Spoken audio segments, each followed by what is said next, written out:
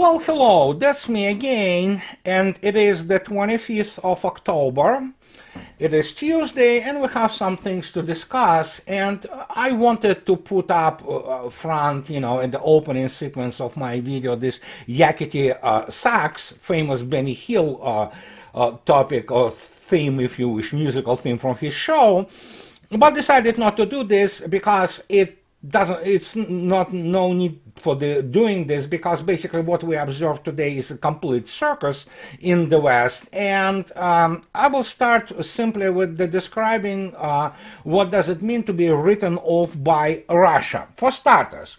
But let's start with the funny sequence which happened yesterday, and it changed within 24 hours magnificently. A day ago, a group of 30 Democratic Congress people, whatever they are, them, they, her, him, whatever whatever pronouns they use, they sent their letter to Mr. Biden, which was filled with the same old tropes and bullshit about Russia, but still, in the end, they asked President of the United States to get immediately into direct negotiations with Russia regarding the fate of the special military operation and the fate of Ukraine, which those 30 people, among which some people like Alexandra occasionally Cortez, and I stole it from Fred Reed, and people of this nature basically, and they asked to stop this war. Evidently, they have issues, I think, with the elections and midterms, and I think so they also are genuinely afraid. Of course, the reaction of the White House followed, and Mr. Kirby, who we know, the admiral who never commanded shit in his life, he started to tell that we have been very clear. Nothing about Ukraine without Ukraine, White House Press Secretary Karine Jean-Pierre told reporters on Monday, adding that this is a decision that President Vladimir Zelensky is going to have to make when it comes to any type of conversation with Russia, any type of negotiation. Well, Mr. Zelensky cannot make any decision of any type of negotiation because obviously he is controlling, he's a muppet of the United States, and London also is involved there directly. It is well-known fact. But when you saw and thought that, oh, suddenly, yeah, some kind of weave of the common sense from this death cult, which is the U.S. Democratic Party, bang, they recalled it today. So the moment the White House said no, all those 30 what is called servants of people recalled this letter, and they said it was a mistake. Sorry guys, it was some kind of misunderstanding. Obviously they always, as always, they blamed staffers, but here it is, and it's been recalled. So the policy of basically fighting the war to the last Ukrainian continues in the White House, and it is also the policy of the fighting to the last European. Not that the Europeans are in any position to raise their opinion about what is going on with Europe. And what I want to say, just today's events with Ursula von der Leyen, or whatever the hell people call her, Ursula von der Leyen, she basically came up with this. She proposes, and basically being a gynecologist, and so she knows what she is doing. She wants to expropriate, that means the euphemism for stealing, robbing basically. The EU seeks to outright confiscate Russian assets rather than just freeze them, but the bloc has yet to lay the legal groundwork for doing so, European Commission President Ursula von der Leyen said on Tuesday. So, as you can see yourself, and observing these events, you begin to kind of appreciate more and more why Russia has written off Europe completely. And when people say that, oh yeah, some conservative or right-wing wave is coming and maybe they will re-elect somebody, no, this is the nature of Europe. And if you look at, for example, Mrs. Meloni, who is being hailed as some kind of the savior and the right-wing, massive change in policies. No, she's classic neocon. She is absolutely aggressive, and if she would be anything else, she would be immediately removed by the United States. And so nothing gonna change. And people say, and I will kind of respond immediately for the, or for a stall if you wish, there are all kinds of possible accusations that I'm gloating. No, I'm not gloating, but this is the fate of Europe. And yes, they will confiscate those 300 billions of Russia's assets, because that's the only thing they can do. They are robbers, basically. They are thieves. No normal people get into the political top in Europe, or for that matter in the United States. And you can observe it constantly. And when you look at this, it's like, wow, how you can talk to those people? You cannot. And that is why the West has been written off by Russia. And I constantly repeat it, and I will continue to repeat it ad nauseum until people will get it. The war in Ukraine is not with Ukraine per se. It is the war against the collective West. It is combined West with those parasitic, primarily elites or financial mafia, if you wish, which wants to still run the world while having no tools anymore to do so. And as Pepe Escobar brilliantly noted a couple days ago in his article about this whole situation, is the whole fight is basically not just the demolishing of the combined West, which is at this stage is the clear and present danger to human civilization. It is the demolishing of the whole institution universe, which has been created immediately in the post-World War period of time, which was driven primarily by the United States. And many people say, oh, what about United Nations? United Nations today is a completely corrupt, dysfunctional organization. But if anybody asks me, and you have to know this simple historical fact, it was FDR's family, Eleanor Roosevelt also, and FDR himself. It was the American idea to create United Nations. It was the other iteration of the League of Nations, and as League of Nations, it stopped working now. It is a corrupt, massively bureaucratized organization, and the way it exists today, it simply cannot exist anymore. Something else will need to be created in its place, and eventually, I think so, the whole thing has to be removed from the territory of the United States and moved somewhere else, because obviously United States completely controls the budget and the even bureaucratic procedures of this organization. So, and that's what we have today. But, and when we talk about this letter and we talk about the issue of the West being written off by Russia, we need to understand that these are not just some declarations. Here's one of the very specific facts today of how it is being demolished. Record volumes of Russian energy headed to China. And this is not RT. RT merely re-reports it from Bloomberg. And there you go. And China just increases their basically import of Russian energy. And not only that, the latest data on Russian-Chinese trade shows that the trade grew by astonishing 30% in just less than a year. This is something, guys. And when you consider the fact that its target is around $200 billion, I think so with the coming years, we will see much larger growth of this trade. And this is just one of the demonstration why Russia really has written West off. And as I already stated, you cannot negotiate, you cannot make deals, you cannot do anything with people like von der Leyen, or for that matter, this toy boy, Mr. Macron, who asked Pope and Vatican to kind of call Mr. Putin and Mr. Zelensky and arrange some kind of talks. I mean, it's not even naivete.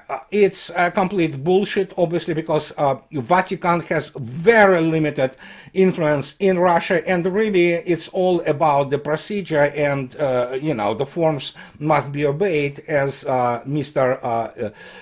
Herbert wrote in his Dune, because basically Vatican is a no force in any kind of settlement in Russia and Ukraine, period. And when you see somebody like Mr. Macron asking Vatican to interfere, that tells you something to what state or degree of desperation basically combined West reach, including the United States, obviously. And again, do not forget, midterms are coming. And as I spoke yesterday and I wrote about it, when you look at the Carrie Lake, she is the former Fox, Phoenix metropolitan area anchor for 20 years, and she is definitely running a very good campaign in Phoenix, and she should become a governor probably. And she's a very attractive woman for her age. She's very attractive, no doubt about it. She's very polished, very well represented. You understand that, you know what, although she will become a neocon, she is absolutely Israeli first and things of this nature, which is normal for pretty much anybody in the GOP. At least they don't ask you to cut your dick off and call yourself something else, which you are not. And that's the only, basically advantage of the Republican Party over the Democrats. And at least they think about, which is good, they understand there are only two genders. And that is why on the midterms, anything is better than Biden administration and the cabal which serves it, including in the Congress. And that is why basically the outcome is being projected now that there could be, I'm not saying that it will be, a slaughter of the Democrats in the polls, unless of course they do whatever they can do to basically sabotage these elections. But we'll see about that. But in terms of foreign policy, nothing gonna change really. GOP will continue and Republicans will continue to finance somewhat the Ukraine and this completely failed state, but it doesn't matter really, because basically Russia is doing everything it is what needs to be done to be, as already stated, to absolutely remove the political regime of Zelensky and his handlers. And again, I reiterate it again, the war is with the combined West, with its parasitic and criminal elites. Many of them in those elites are indeed war criminals. They are also the economic criminals, and everybody understands who have a IQ higher than the room temperature that things cannot continue to run as they do right now, because it's pretty much over. And especially when you look again, as I stated, the growth of the trade between Russia and China, the continuous convergence of the military political interests. And now I want to address this issue because I'm sick and tired people saying, oh, you know what, you misinterpreted the whatever happened to Mr. Hu Jintao at the 20th Congress of Communist Party of China and things of this nature. Guys, I didn't even pretend to correctly interpret whatever happened to Hu Jintao. I don't care if I'm wrong, saying that he was, basically led out of the Congress hall. Hey, so be it. My point wasn't that. My point was that it was a symbolic in any iteration, even if he was having some degree of the, health issues or dementia, as people say he is suffering from, because basically the Hu Jintao being him a man of Komsomol and the Komsomol basically mafia within the Communist Party of China have been literally slaughtered. And I'm using the term slaughtered of Mr. Vavilov, Nikolai Vavilov, who is a real sinologist. He lived in China for many years, worked for Xinhua agency, speaks not only just perfect Chinese, but number of dialects, what have you. So yeah, if he says it was slaughtered, then I say, yeah, it probably was. Don't, accuse me of being the sinologist. I never called myself one. In fact, I try to constantly press the issue that I am not. So this is the issue of being written off, and then of course comes this, oh my god, what people love. People like to talk about military porn and military toys.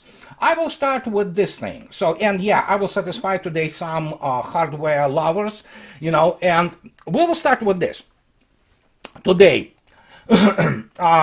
this is today on the RIA News, and it is about the United Aircraft Company of Russia, which modernized the Su-57 to for being able to carry the, or basically being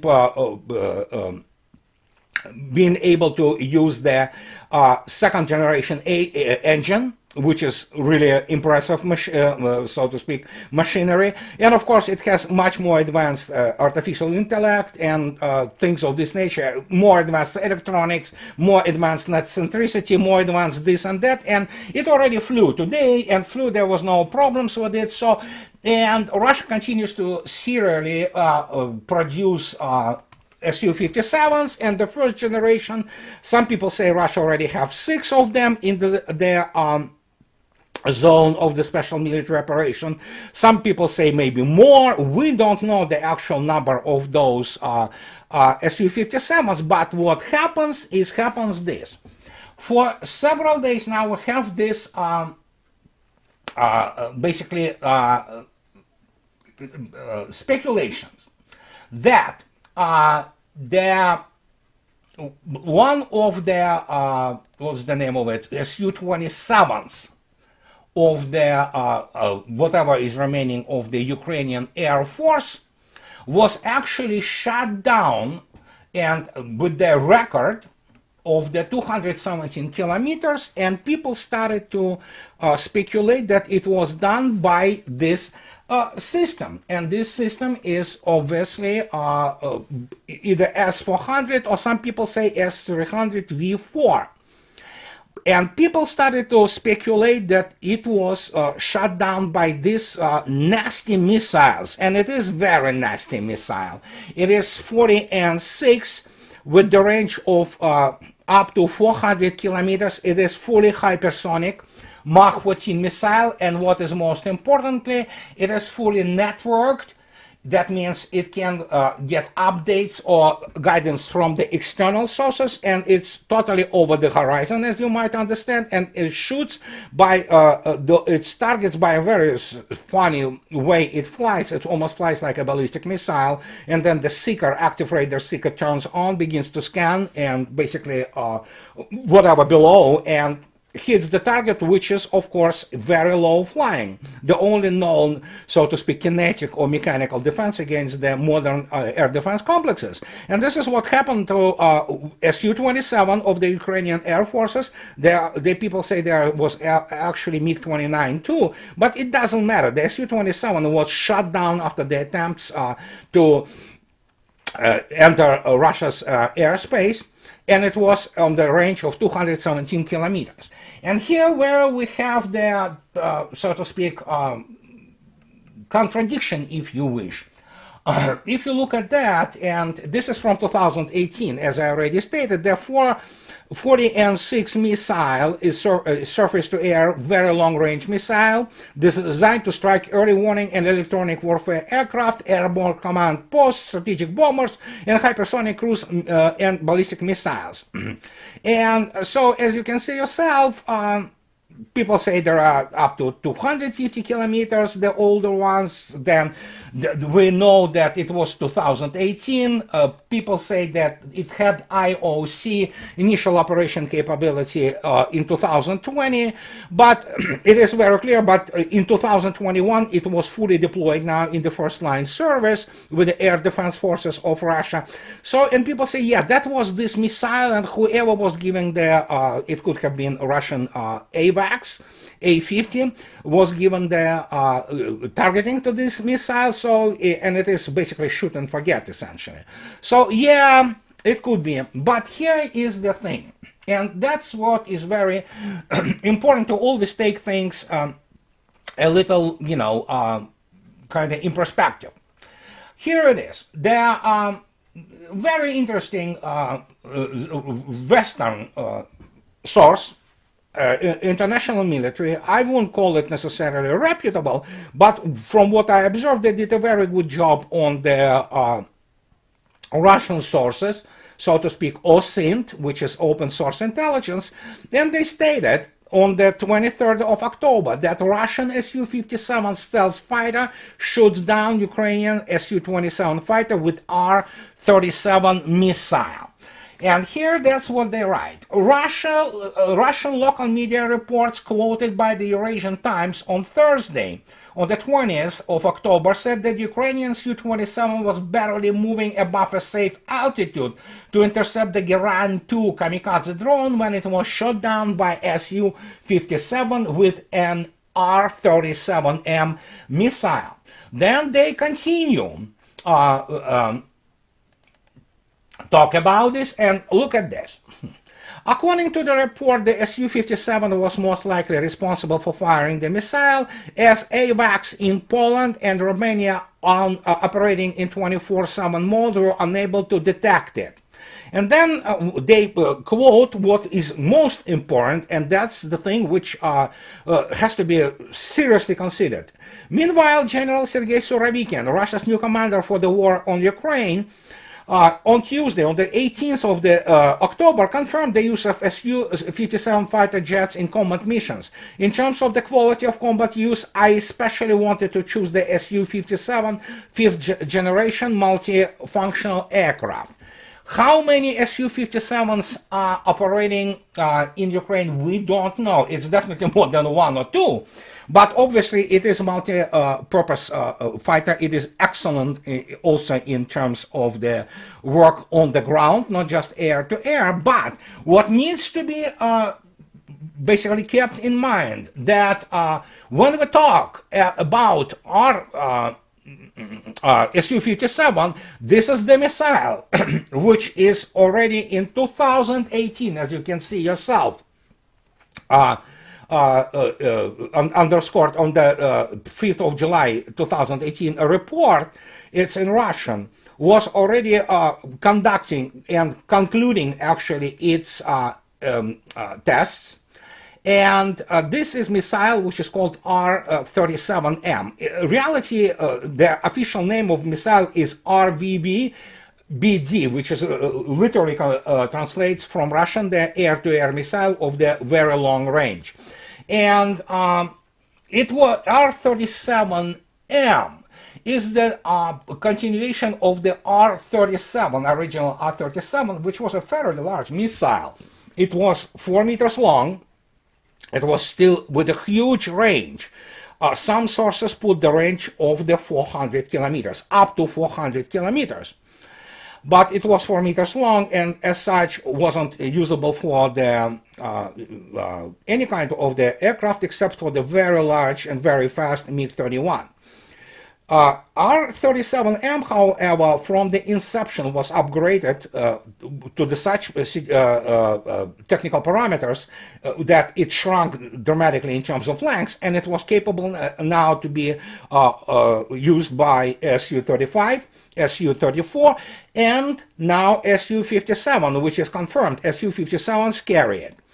So in this particular case, then, what we can say that who knows what was used to shoot down the Ukrainian Su-27, but I would really kind of lean in this particular case on Su-57 operations. And the question is not that AWACS will see it, not see it. They will see it probably when it's too close for their comfort. I would say probably, I don't know, 50 kilometers, 30 kilometers, then AWACS might see it. But by that time, any kind of AWACS plane which will be flying in the Ukrainian, they don't fly in Ukrainian airspace, but if would be flying in case of this apocalyptic scenario of the conventional war between Russia and NATO, it will be shot down. It could be shot down by S-500, it could be shot down by S-400, but of course, yeah, when you have the equipment and the technology such as Su-57, why bother? And by the way, this also explains to you why I'm very skeptical about any kind of the those 101st and Brigade combat teams supposedly interfering or moving into Ukraine at some point of time. I don't think so. It's possible because obviously they will be sitting ducks. They will be wiped out very fast,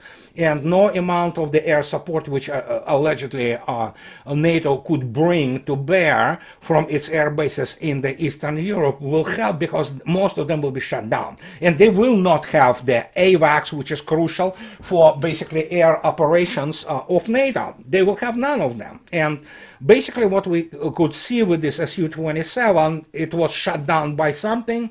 It is confirmed. It is confirmed by the Western sources. It is confirmed by Ukrainian and Russian sources. And who shut it down? Who knows? But yeah, I would be leaning more to Su-57, especially since there is a very extensive use of this technology, and Mr. Surovikin obviously speaks about it openly. So if they want to celebrate, which is not really celebrate, the first shutdown or official record of the air-to-air combat by Su-57 by well beyond visual range, well, yeah, there you go. But again, never also discount Russian air defense.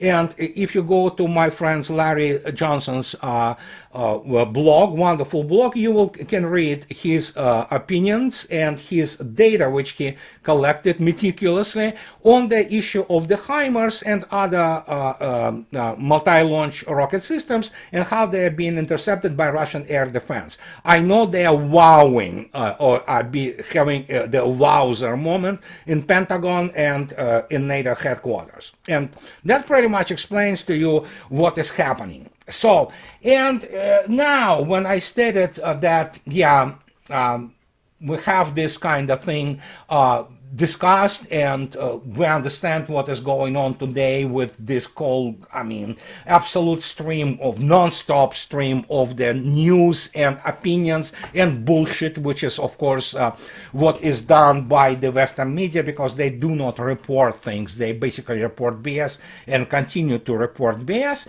We have to about when we speak about the being written off by Russia, both militarily and economically, here's the conclusion of today. Philips people, and Philips of course is the Netherlands, whole Dutch company, very famous one. They already laid out, basically cut 4,000 jobs immediately yesterday, after they basically announced the layoffs in a shareholder note saying the company faces multiple challenges and our earnings reflect this. They're not really earnings, they're primarily losses, but I'm saying that this is just the start, and as many people also correctly note, and I'm one of those people, and again, believe me, I'm not the one who invented this or came to the conclusion on that issue myself. No, I read other much smarter people than me in economy.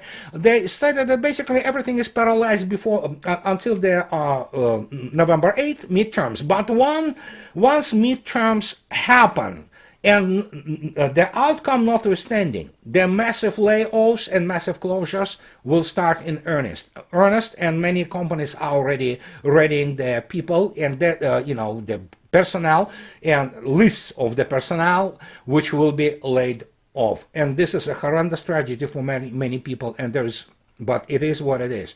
System is in what I call systemic crisis, and nothing we can do about it. But this is also precisely the reason why Russia written the West off, and she is fully in the outright war with the combined West and has a support of the huge majority of people around the world. This is the absolutely undeniable fact.